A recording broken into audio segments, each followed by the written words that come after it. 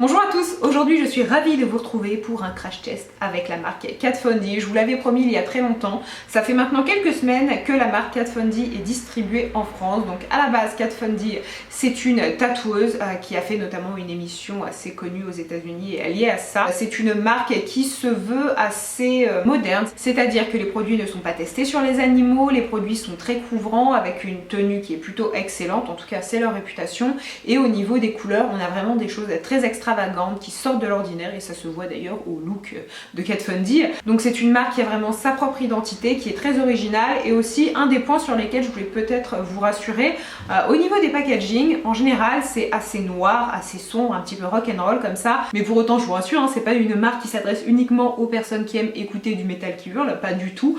Je sais que ça peut un petit peu effrayer certaines personnes, n'apprécient pas le packaging, mais vraiment ne vous arrêtez pas à ça parce que dans cette marque il y a certains produits qui sont de véritables trésors. Moi sur ces bonnes paroles, je vous laisse avec le crash test. Alors première étape, ça va être d'appliquer le fond de teint Lock It. Alors moi je l'ai en deux teintes parce que la teinte la plus claire ne me convient pas et celle d'au-dessus elle n'est pas parfaite non plus, donc je fais un mélange des deux. Voilà la quantité que j'ai appliquée et c'est un fond de teint que je vais travailler au Beauty Blender. Je ne vous conseille pas du tout de le travailler au doigt parce que c'est un fond de teint avec une très haute couvrance et qui est un petit peu épais, donc je pense qu'au doigt ça ne serait pas très élégant. Je mélange les deux teintes.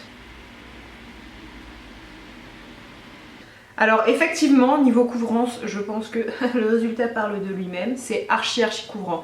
Typiquement, c'est pas le genre de fond de teint que j'applique parce que tout simplement, je recherche pas autant de couvrance. Alors je sais pas si vous êtes d'accord avec moi, mais c'est quoi cette tronche? C'est-à-dire que je vais au cirque après ou comment ça se passe? Bon, comment vous dire? Si vous cherchez beaucoup de couvrance, pourquoi pas? Mais alors surtout, je ne vais pas blâmer totalement le fond de teint, mais allez-y mollo. Je pense que moi j'en ai un peu trop mis. Et dans ce cas, vous vous retrouvez avec une figure archi plâtrée. Donc d'un coup là, je suis plus youtubeuse beauté, je suis maçon quoi. Alors me revoilà après avoir un peu travaillé le fond de teint et le verdict est sans appel. Je le déteste. Pour plusieurs raisons. Et je l'avais testé déjà par le passé lorsque j'étais à Montréal et je me souviens que ça n'avait pas été un succès de mon côté. C'est pas forcément un mauvais produit, mais c'est un produit qui ne m'est pas du tout destiné.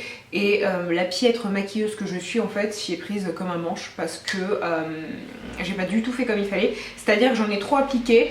Je l'ai appliqué au Beauty Blender, pourquoi pas, mais il en faut vraiment une quantité infime. Donc le résultat pour autant n'est pas moche. Alors je sais pas ce que ça rend à la caméra. Effectivement j'ai le teint un peu trop unifié, un peu trop clair, mais ça je pense que c'est juste un souci de teinte et je vais rectifier ça après avec de la poudre bronzant. Je le trouve trop difficile à travailler, un peu trop long. Moi je préfère les fonds de teint fluides et ensuite il est trop couvrant. Mais ça encore c'est à l'appréciation de chacun. En revanche ce que j'apprécie beaucoup c'est son effet mat. Moi qui adore les effets mat, là je suis servie. Donc maintenant on va passer à l'application de l'anti-cerne. Donc c'est l'anti-cerne Lock It qui se présente comme ça et qui fait partie donc de la même gamme que le fond de teint. Et j'ai pris la teinte L5. Alors encore une fois vous allez le voir, c'est un produit qui est archi couvrant. Donc pour les personnes qui sont adeptes du naturel et des formules fluides et des couvrances légères à moyennes, clairement partez très loin pour les produits teints parce que vous n'aurez pas du tout satisfaction.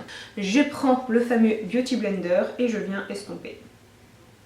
Alors je l'aime bien parce qu'il est couvrant, donc ça c'est toujours ce qu'on demande à un anti-cerne. Personnellement, un anti-cerne qui va être très couvrant ça ne me dérange pas, un fond de teint oui, mais c'est pas le cas pour l'anti-cerne. Il se travaille plutôt bien, après il reste quand même assez épais, donc je pense que c'est typiquement le genre d'anti-cerne qui marque les résidus. Ensuite je passe à l'application fatidique de la poudre. Et pourquoi je dis application fatidique? Tout simplement parce que ça c'est un produit que j'ai déjà utilisé et j'ai eu une très mauvaise surprise. Juste vous montrer ça là pour que vous compreniez. Voilà, ça sort déjà. Et bien le tamis n'est pas du tout assez puissant et il ne retient rien, c'est-à-dire que c'est le genre de poudre, vous la prenez, vous l'utilisez, vous la posez à plat et c'est tout. Surtout vous ne l'emmenez pas en voyage avec vous parce que à la moindre secousse, toute la poudre se répand et donc on perd beaucoup de matière. Et je l'applique avec le pinceau destiné à ça, c'est-à-dire le pinceau 20. Donc pour la poudre, qu'est-ce que ça donne? Eh bien l'effet sur la peau, je l'aime énormément. Elle me rappelle la poudre de Chanel, la poudre universelle libre, c'est-à-dire que l'on a une peau qui est matifiée tout en subtilité et je sais qu'elle matifie durablement, on n'a pas tendance à briller au cours de la journée puisque je l'ai déjà appliquée.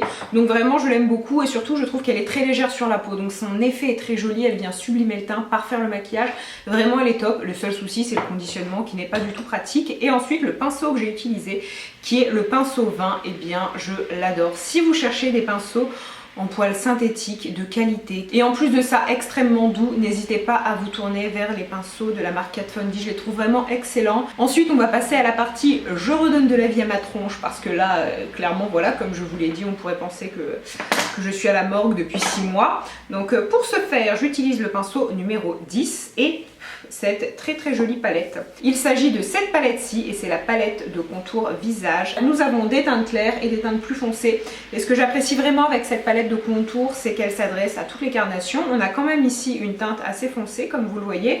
Et là, on a des teintes qui sont claires. Donc pour ça, je la trouve géniale. Et cette ombre-ci, donc l'ombre beige la plus claire. Et je viens creuser mes joues. Donc voilà pour cette étape. Ensuite pour les zones de lumière, je ne vais pas travailler avec cette palette mais plutôt avec une autre que je vais vous montrer juste après. Et pour résumer, ça c'est une palette que je vous recommande vraiment si vous cherchez des poudres de soleil, des poudres pour sculpter votre visage mais qui soient mat. Et c'est une palette dont je me sers assez souvent, notamment lorsque je pars en voyage et que j'ai envie d'avoir quelque chose d'assez compact. On peut même se servir des ombres et ça je l'ai déjà fait. Comme ombre à paupières, notamment pour sculpter un peu sa paupière. Donc elles sont top et c'est une palette que j'aime beaucoup. Puis en ce qui concerne le pinceau, alors ça aussi c'est le pinceau du Cœur Cœur Love, tout comme le pinceau 20 que je vous ai montré tout à l'heure, parce que pour faire son contour il est génial et vraiment j'insiste, de tous ceux que j'ai pu tester c'est de loin le meilleur. Je sais que j'aimais énormément celui de Sigma, je ne me souviens plus de la référence mais je l'utilise dans chacune de mes vidéos et celui-ci est encore meilleur parce qu'en fait vous n'avez besoin de rien faire du tout.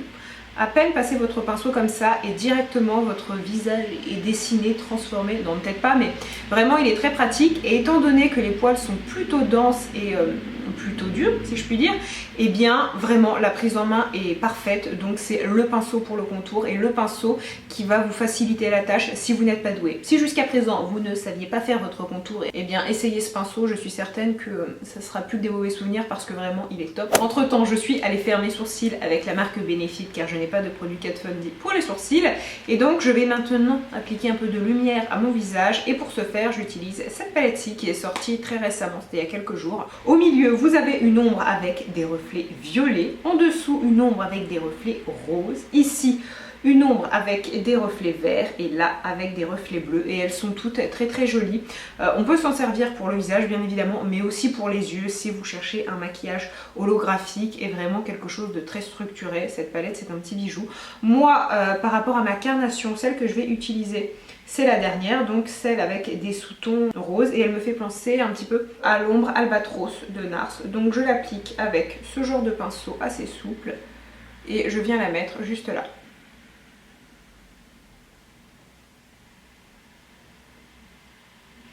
Donc voilà pour l'application de l'enlumineur et du blush. Pour le blush j'ai mis un blush d'une autre marque parce que encore une fois je n'en avais pas de la marque Kat Von D. Ensuite je vais passer au maquillage des yeux, je vais appliquer un trait de liner mais avant ça je vais unifier ma paupière avec cette ombre-ci. Et c'est pour vous montrer que vraiment la palette de contour on peut s'en servir pour plein de choses. Et finalement je vais reprendre l'ombre que j'ai utilisée pour mon contour, donc celle qui est marron et la plus claire de toutes, pour un petit peu justement sculpter ma paupière.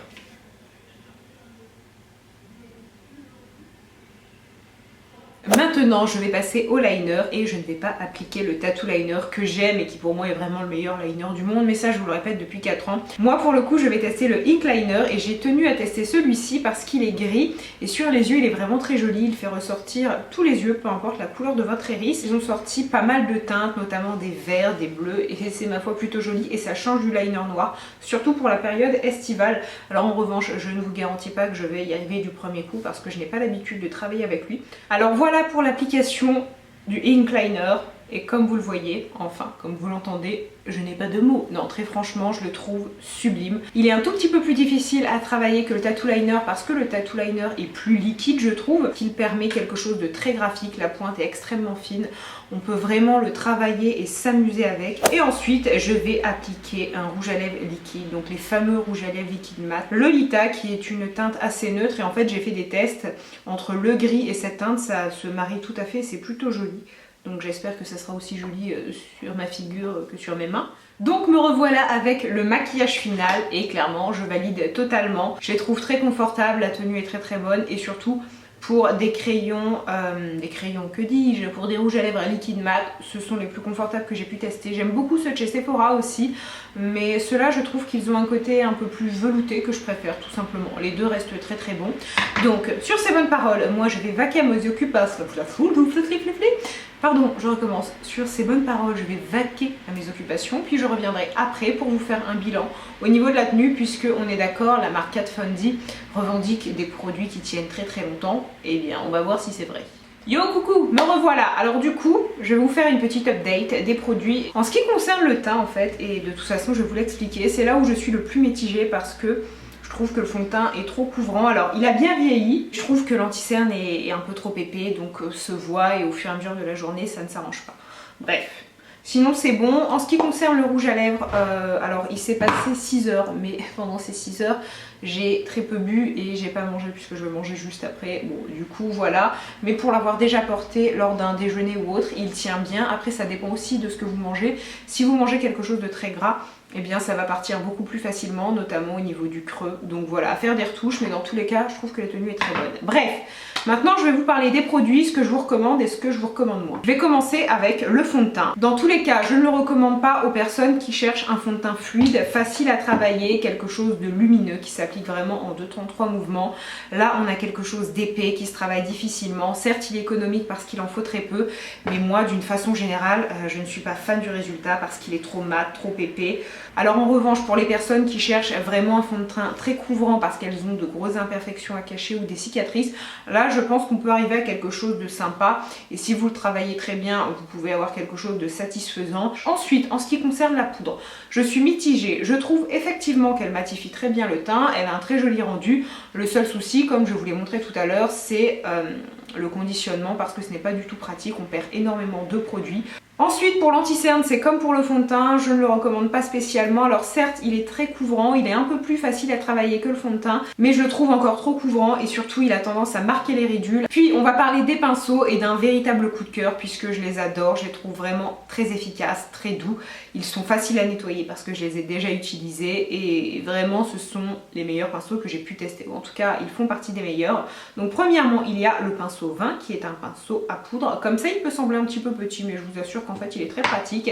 Et le deuxième qui est le numéro 10 qui lui est vraiment extraordinaire et je pèse mes mots parce que il permet de faire son contour en 2-3 mouvements. Donc vraiment les pinceaux de la marque Kat Von D, je les recommande très vivement. Ensuite on va parler des rouges à lèvres liquide mat et je les recommande totalement, notamment la teinte Lolita. Si comme moi vous avez une carnation assez pâle et que vous cherchez un neutre qui ne va pas vous transformer en zombie, il est parfait. Finalement les 3 derniers produits et je vais commencer par le Ink Liner dans la teinte grise et cette chose est une révélation.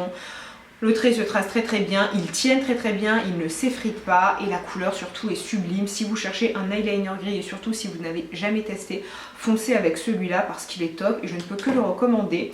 Ensuite, pour la palette d'highlighter comme ceci, je l'aime bien et surtout en fait le point positif de cette palette comparée à d'autres, c'est que, en tout cas sur le marché, j'en ai pas trouvé beaucoup qui soient aussi holographiques et qui proposent des teintes aussi originales. Parce que la plupart des palettes d'enlumineur, eh bien, ce sont des teintes un petit peu dorées, un petit peu roses, mais rien de très farfelu ou de très extravagant. Et là, c'est pas du tout le cas. Je vous la recommande si vous cherchez une palette universelle et surtout, soyez certain qu'avec cette palette, vous en avez jusqu'à la fin de vos jours, ce qui est plutôt pratique.